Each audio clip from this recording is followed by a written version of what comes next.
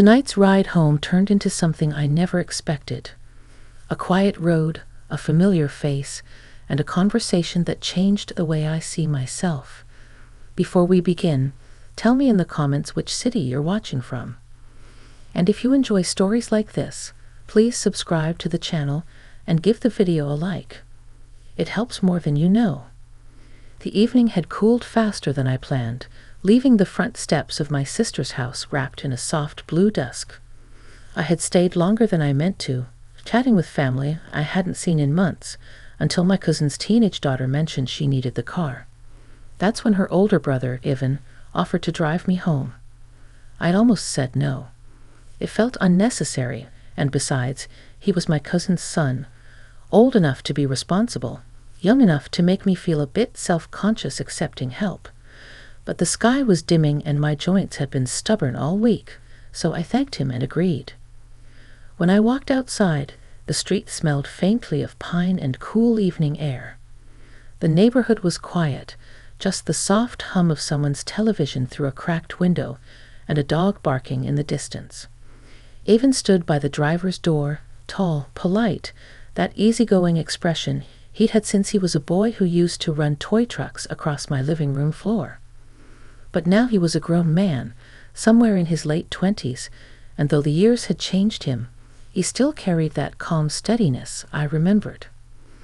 I settled into the passenger seat, grateful for the cushion of warmth from the heater he'd already turned on.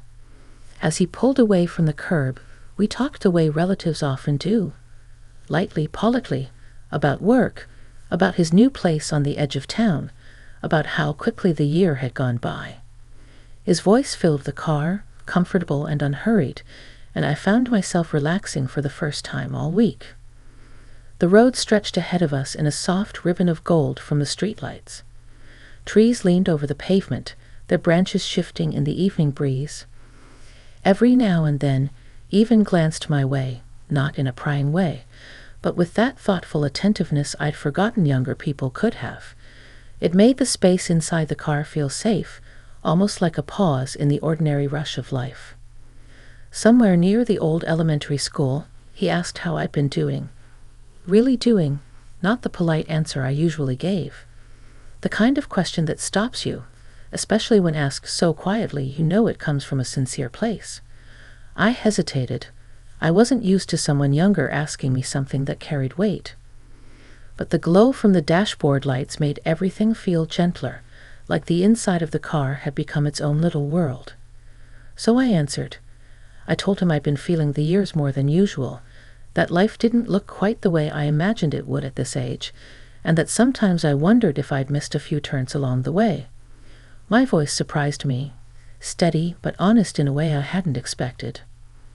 He listened, not the kind of listening where someone waits to respond, but the kind where they sit with you, giving you room to breathe. It almost startled me how much that mattered. Most people my age are busy, distracted, worn thin by their own responsibilities. But here he was, offering attention without judgment. As we drove past the lake, the reflection of streetlights shimmered on the water like scattered coins.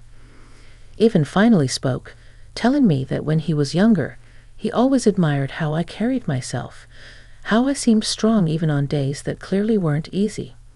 He said it in such a natural tone, as if it were simply a fact he'd been waiting for the right moment to share. I didn't know what to say at first.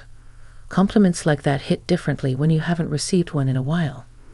And maybe it wasn't the words themselves, but the sincerity behind them, the unexpected kindness at a time when I'd almost forgotten what genuine encouragement felt like. The car turned onto Maple Ridge Road, the final stretch to my house, and an unspoken shift settled over the space between us. Not romantic, not inappropriate, just a quiet understanding, the kind that forms when two people finally see each other beyond family titles or polite expectations. By the time we pulled into my driveway, I felt lighter, as if someone had lifted a weight I didn't realize I was carrying. Ivan put the car in park, but didn't rush to say goodbye. Instead, he waited a moment, giving me time to gather myself. The porch light cast a soft glow across the hood, and for a second, the world felt still. I thanked him, not just for the ride, but for listening, for noticing, for giving me a rare moment of connection in a life that often moved too fast. He smiled in that quiet, steady way of his and told me I wasn't alone, not nearly as much as I thought. When I stepped out of the car, the cool night air brushed against my skin, and I realized something inside me had shifted, ever so slightly. Not dramatically, not suddenly, but enough to leave me wondering what this unexpected conversation would mean in the days to come. The next morning arrived with a thin layer of fog resting over the yard, soft enough to blur the edges of the world. I sat at the kitchen table with my coffee, the steam rising in slow curls, and my mind drifted back to the drive from the night before. It wasn't just the conversation that lingered, it was the feeling of being seen, heard, and understood in a way I hadn't felt in years. I kept replaying small moments, the way he listened so carefully, the thoughtful pause before he spoke, the gentle steadiness in his voice. To my surprise, I realized I was smiling. I tried to brush it off as simple gratitude. After all, plenty of people have meaningful conversations without attaching anything more to them. But something about the way my chest warmed at the memory felt different, quieter but deeper, like an old part of myself waking up. Around midday, my phone buzzed. A message. Seeing Evan's name on the screen made me sit up straighter, though I wasn't sure why. He had written, "Hope you got home all right last night. If you need anything today, let me know. I'm nearby running errands." Such a simple text, polite, nothing unusual. Still, my fingers hovered over the screen longer than they should have before I typed back, "Thank you again for the ride. I'm doing fine today. Hope your errands go smoothly." I set the phone aside, but it didn't stay quiet for long. A moment later, another message appeared. "I enjoyed talking with you. Didn't get the chance to say that last night." I exhaled slowly. It wasn't flirtatious, wasn't suggestive, just sincere. And yet it touched something inside me, a place I hadn't tended to in a long while. I typed back, choosing my words carefully. I enjoyed it too. It was nice to have a real conversation for once. The rest of the day moved slowly.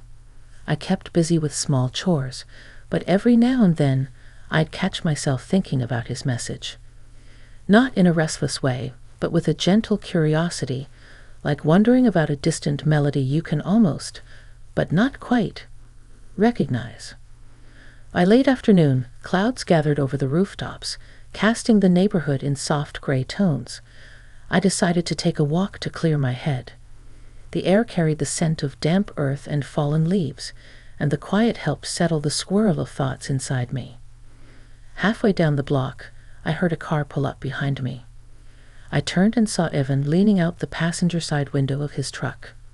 He wore a simple jacket, his hair slightly windblown. "Hey," he called, smiling warmly. "I was dropping off something for my mom around the corner. Want a ride home? Looks like rain." For a moment I hesitated, not because I didn't want to accept, but because I wasn't sure how to navigate the unexpected closeness I felt around him. He didn't push. He just waited, patient as always, one hand resting on the steering wheel.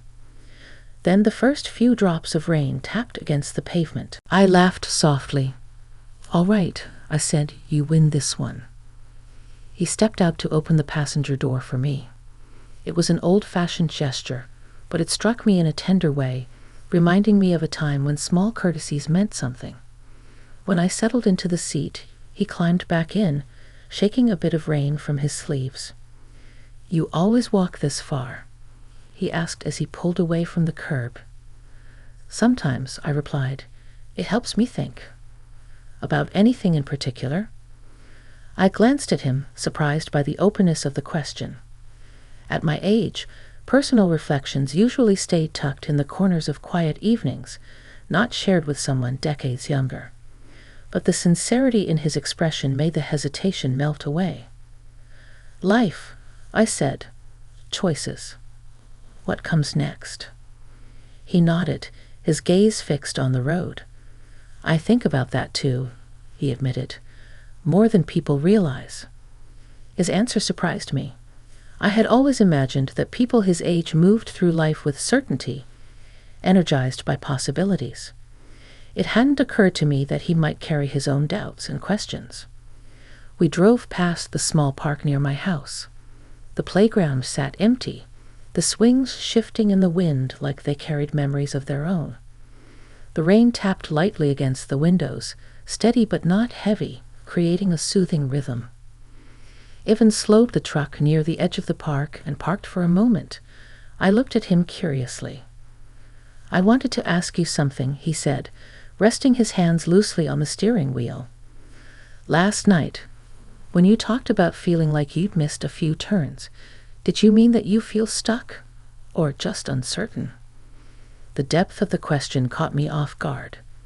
Most people avoid topics like that, afraid they'll step into something too personal.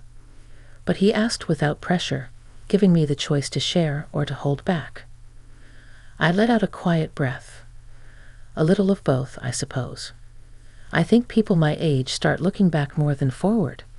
Sometimes that can make the present feel thin. He nodded slowly, absorbing my words with the same attentiveness he had shown the night before. "You're not invisible," he said gently. "Not to me. Not to the people who know you. I hope you don't forget that." The sincerity hit harder than he probably realized. It wasn't emotional in a dramatic sense, but it reached a place inside me that had gone quiet over the years.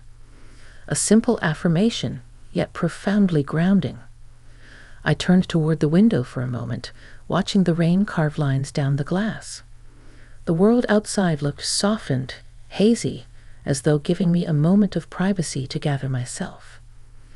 When I looked back at him, I found him watching me, not intensely, not expectantly, just with a quiet respect that made the moment feel safe. "Thank you," I whispered. "I don't hear that often." "I figured maybe you should," he replied. The rain slowed as he drove me the rest of the way home. When we reached my driveway, neither of us moved at first. The soft patter of water against the roof filled the quiet, and the space between us felt charged with something undefined but undeniably meaningful. Not romantic, not suggestive, just a deepening connection, unexpected, steady, and somehow exactly what I hadn't known I needed.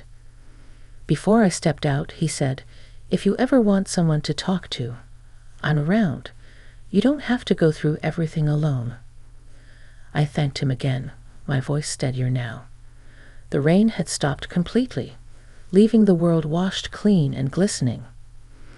As I walked up the driveway, I felt that same subtle shift from the night before, only now it had grown clearer, like a quiet invitation to rediscover a part of myself I'd long set aside. The next few days passed quietly, though my thoughts didn't follow the same calm pattern. They kept circling back to the moments in the truck, the sincerity in Ivan's voice, and the way his words seemed to settle into places of my heart that had been untouched for years. Not in a romantic or inappropriate way, simply a human way, a caring way. The kind of connection that reminds you you're still part of the living world. On Thursday evening, I found myself rearranging books in the living room, an unnecessary task that kept my hands busy while my mind drifted.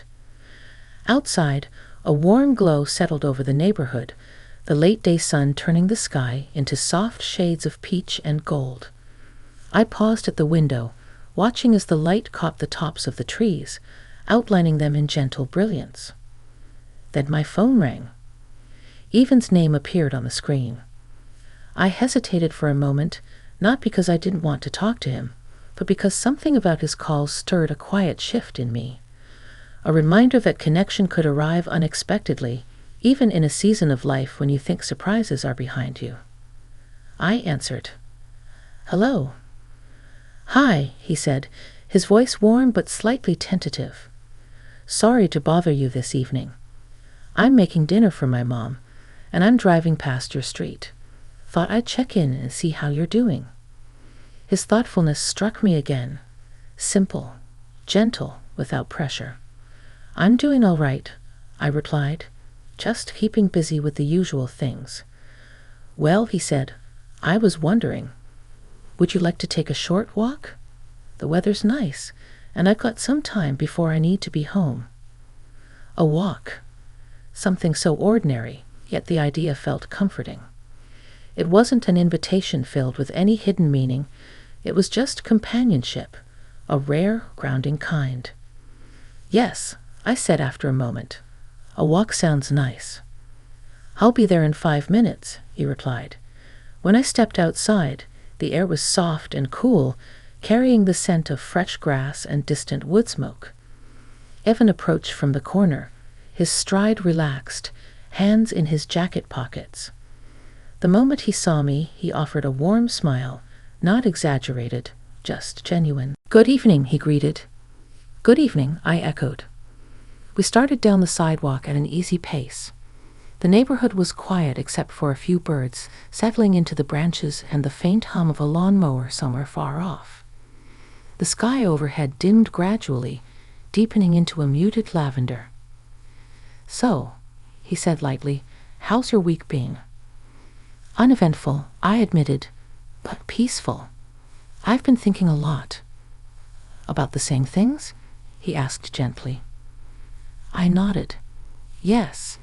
It's strange how a simple conversation can open doors you'd forgotten were in the house. He chuckled softly at that. I know exactly what you mean. We passed the corner where the old maple tree stood, its branches stretching wide like an old guardian. Someone had placed a bench beneath it years ago, and that's where we paused, as though drawn to the familiar comfort of the spot. We sat, leaving a respectful distance between us. The bench creaked under our weight, and for a moment we simply listened to the quiet evening settling around us.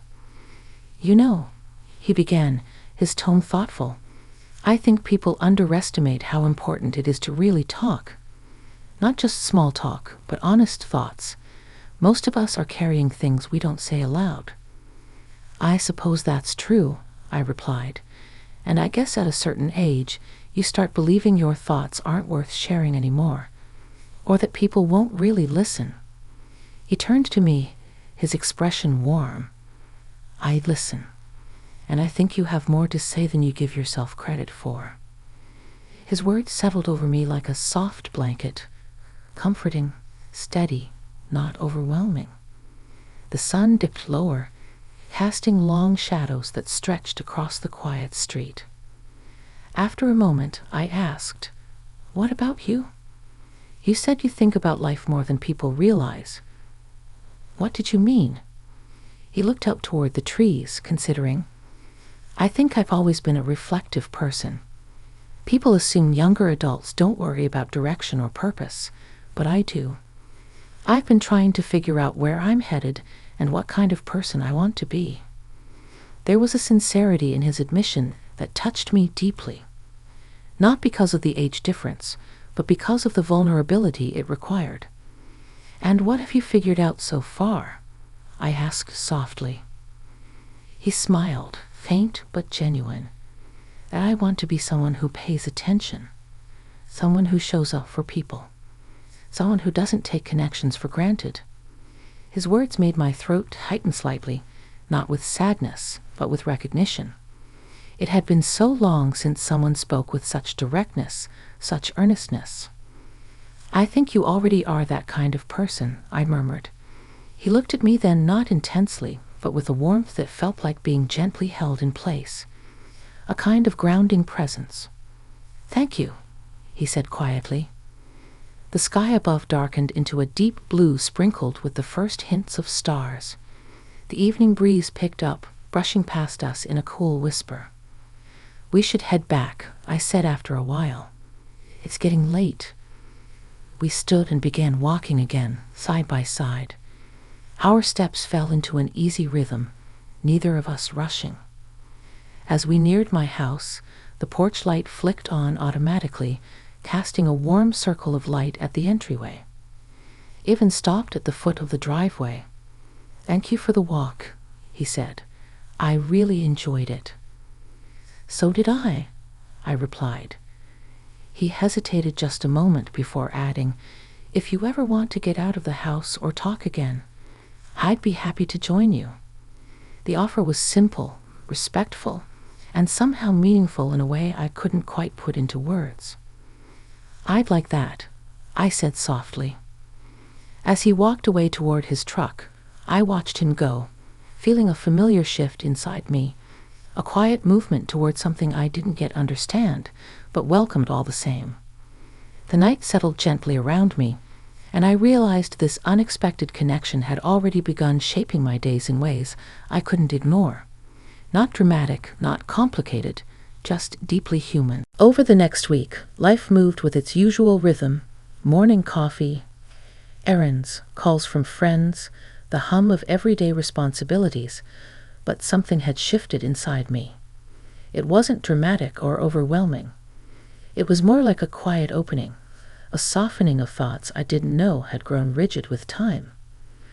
And though I didn't expect to see Evan again so soon, the pattern of our recent conversations lingered in my mind with a kind of gentle warmth.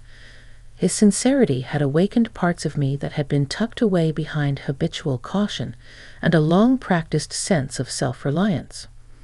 On Sunday afternoon, the sun hung low and bright, casting a warm glow through my curtains. I was tending to the small herb garden by my kitchen window when the doorbell rang. The sound surprised me. Most of the people I knew called before dropping by. When I opened the door, Evan stood there with a paper bag in one hand, wearing a relaxed smile. "Hi," he said. "My mom made extra soup today and insisted I bring you some. I warned her you're perfectly capable of feeding yourself, but she wouldn't take no for an answer." I laughed softly. "Well, tell your mother I appreciate it. And you too." He handed me the bag, then paused. "Do you have a moment? I'd like to talk, if that's all right." His tone wasn't heavy or urgent, just thoughtful. I stepped aside and let him in. The house felt cozy and lived in, sunlight pooling across the hardwood floor. He glanced around with that familiar attentiveness of his, as though he respected the space simply because it mattered to me. We settled into the living room, him in the armchair, me on the sofa. For a moment, we just sat with the soft quiet between us. "I've been thinking a lot about our conversations," he began. "They've meant a lot to me, more than I expected." I nodded, folding my hands loosely. "They've meant a great deal to me, too. I didn't realize how much I needed someone to talk to openly again." He looked relieved, almost grateful to hear it. "I'm glad, I guess. I wanted to make sure I wasn't overstepping. I know we're family, and I respect that more than anything. But I also value our talks. They make me think, and they help me feel grounded." His words were steady, considerate, and without any trace of impropriety. Just honest human connection, rare and refreshing. "You're not overstepping," I said gently. "At this stage of my life, I appreciate sincerity far more than distance. And your kindness has reminded me that connection doesn't have to be complicated." He smiled, a soft, earnest expression that reached his eyes. "I'm glad to hear that," he said. "I guess I also wanted to say that you've helped me too. More than you might realize. I've been uncertain about a lot of things lately. My direction, my choices, how to be someone others can depend on. Talking with you makes things feel clearer." His admission touched me in an unexpected way. It wasn't a grand declaration. It was a moment of quiet trust. "I think we've both been carrying thoughts we didn't know how to share," I replied. "And maybe that's why these conversations feel meaningful." He nodded slowly. "Exactly." We talked for a long while after that, about family, about the pressure of expectations, about how life doesn't always unfold the way people think it will. His insight surprised me. For someone his age, he carried a depth that was rare, and he spoke with a quiet clarity that made me rethink a few